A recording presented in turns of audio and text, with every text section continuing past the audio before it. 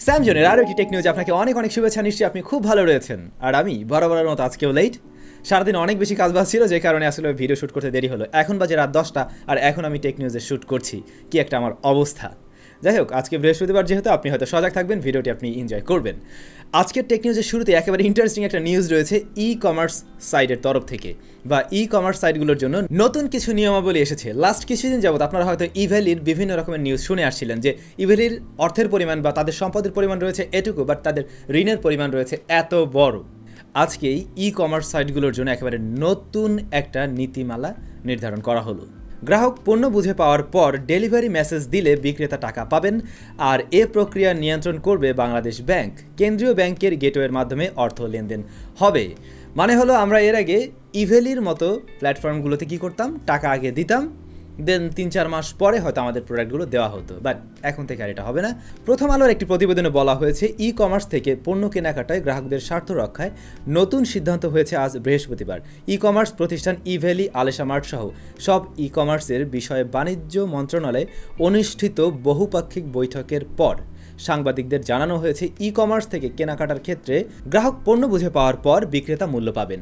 গ্রাহক পণ্য বুঝে পাওয়ার পরে ডেলিভারি মেসেজ দিলে পরে বিক্রেতা টাকা পাবে, আর এই টোটাল প্রক্রিয়াটা নিয়ন্ত্রণ করবে বাংলাদেশ ব্যাংক।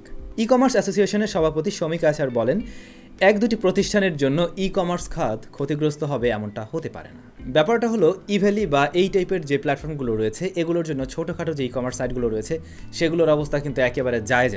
শুধু সেইটা না, আপনি দেখুন আগে একটা সেকেন্ড হ্যান্ড মার্কেট ছিল, কিন্তু লাইক সেকেন্ড হ্যান্ড মার্কেট বলতে আমি এটাই বোঝাচ্ছি, আপনি একটি মোটরসাইকেল কেনার পরে সেটা যখন বিক্রি করেন তখন কিন্তু একটা ভ্যালু ছিল, বাট এই মুহূর্তে দাঁড়িয়ে সেকেন্ড হ্যান্ড মার্কেটের কোনো ভ্যালুই নেই।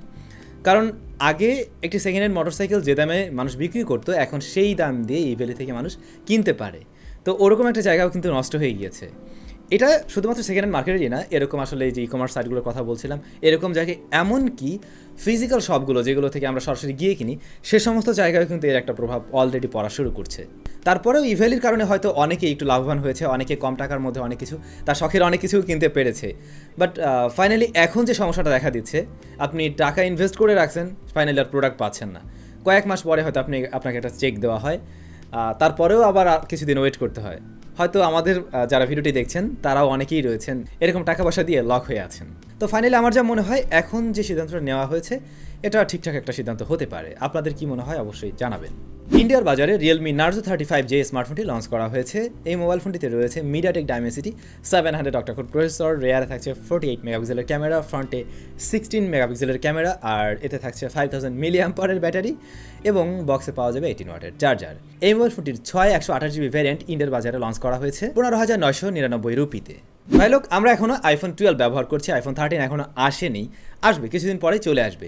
iPhone 13 কী নিয়ে আসছে সে ব্যাপারে আমরা টুকটাক লিক্স পেয়েছি, তবে এই মুহূর্তে দাঁড়িয়ে iPhone 14 সম্বন্ধেও বেশ কিছু লিক্স চলে আসছে। বেশ কিছু বড় বড় লিকস্টারদের লিক্স অনুযায়ী iPhone 14 সিরিজে in display fingerprint scanner add হতে যাচ্ছে ফাইনালি iPhone 14 সিরিজে। তার মানে 13 সিরিজে এটা অবশ্যই আমরা পাচ্ছি না, বাট 14 সিরিজে এটা পাওয়া যাবে। সত্যি বলতে আমার মনে হয়েছে iPhone 12 সিরিজেই ইন ডিসপ্লে ফিঙ্গারপ্রিন্ট সেন্সরটি থাকা উচিত ছিল। মানে এইটা ব্যবহার করতে গিয়ে আমি প্যারা খাই, আমার খুবই বিরক্ত লাগে।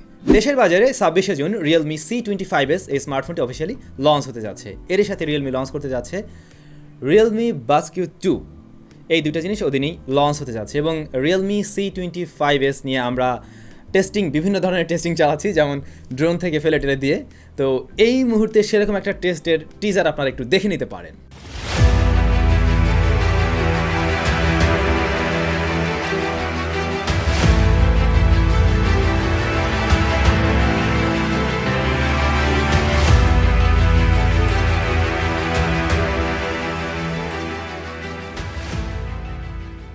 এই ফোন নিয়ে আমাদের বেশ কিছু ইন্টারেস্টিং ভিডিও আসছে, আশা করছি আপনারা অনেক বেশি এনজয় করবেন। আর এই মোবাইল ফোনটি মূলত কম টাকার মধ্যে গেমারদেরকে টার্গেট করে নিয়ে আসে, কারণ এটাতে মিডিয়াটেক হেলিও Z85 অক্টা-কোর প্রসেসরটি রয়েছে, যেটা গেমিংয়ে মোটামুটি একটা ভালো পারফরমেন্স দেয়, আপনারা জানেন।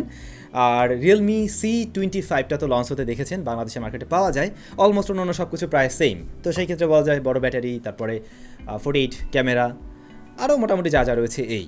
তো দেখা যাক 26 তারিখে এর সম্বন্ধে আমাদের ইন ডিটেলসে কথাবার্তা হবে, তখন এর সম্বন্ধে সব কিছুই জানতে পারবেন, প্রাইস ট্রাইস কেমন আসে। গতকালকে ভিডিওতে কমেন্টস করেছিলাম এই স্মার্টফোনটা কেমন দামে লঞ্চ হতে পারেন বলে আপনারা মনে করেন। তো অনেকে অনেক কমেন্টস করেছেন, দেখা যাক ওরকম প্রাইসে আসে কিনা, আসলে তো বেশ ভালোই হয়। যাই হোক, আজকে টেকনিউজ আর বড় করছি না, আমরা সরাসরি চলে যাব লাস্ট ভিডিওর কমেন্ট সেকশনে। এমডি রবিউল ইসলাম ভাই লিখেছেন, ভাই একটা পিসি ভিডিও দিলে খুশি হতাম ব্রো। পিসি মাদারবোর্ড কোনটা ভালো হবে, আর ব্রো পিসি র্যাম কোনটা ভালো হবে ব্রো, প্লিজ অ্যান্সার দিন। ওকে ভাইয়া, এই মুহূর্তে পিসির দামটা অনেক বেড়ে গিয়েছে সব কিছুর। সো কয়েকটা দিন পরে আমরা একটা রিভিউ দেবো, তখন দামটা সব কিছুই জানানো যাবে। এমডি মোস্তাসিন বিল্লা উনি লিখেছেন, ভাইয়া এত মোবাইলগুলো কোথায় রাখেন? এত মোবাইলগুলো তো আমার কাছে থাকে না, কয়েকটা থাকে, আর বেশিরভাগই আপনাদের কাছে চলে যায় গিভওয়ের মাধ্যমে। ও, আমাদের চ্যানেলে একটা গিভওয়ে চলছিল, আপনাদের খেয়াল আছে কিনা? একটা না, দুইটা। এখনও কি অংশগ্রহণ করছেন না করেননি আপনারাই ভালো জানেন। কয়েকদিনের মধ্যে কিন্তু আমরা রেজাল্টে দিয়ে দেবো। সো আপনিও হয়ে যেতে পারেন লাকি উইনার। অংশগ্রহণ না করে থাকলে অংশগ্রহণ করে নেবেন, ডিসক্রিপশনে লিঙ্ক দুইটা দেওয়া থাকলো। আরাফাত নাবিল ভাই লিখেছেন, ভাই ভিভো মোবাইলের প্রতি রাগ কেন? কোনো ভিডিও পাই না। ভিভো মোবাইলের প্রতি আপনাদের ইন্টারেস্ট খুবই কম দেখি, দ্যাটস ওয়াই রিভিউ দেওয়া হয় না। তবে আমি ট্রাই করবো ভিভো V21 নিয়ে একটি ভিডিও তৈরি করার। মিস্টার ভালো ছেলে, এটা ইউজ করলে ইলেকট্রিক কম্পোনেন্টের প্রবলেম হবে? এটাতে যে জলীয় বাষ্প ক্রিয়েট হয় তা ইলেকট্রিক জিনিসগুলোর লাইফ টাইম কমে যায়?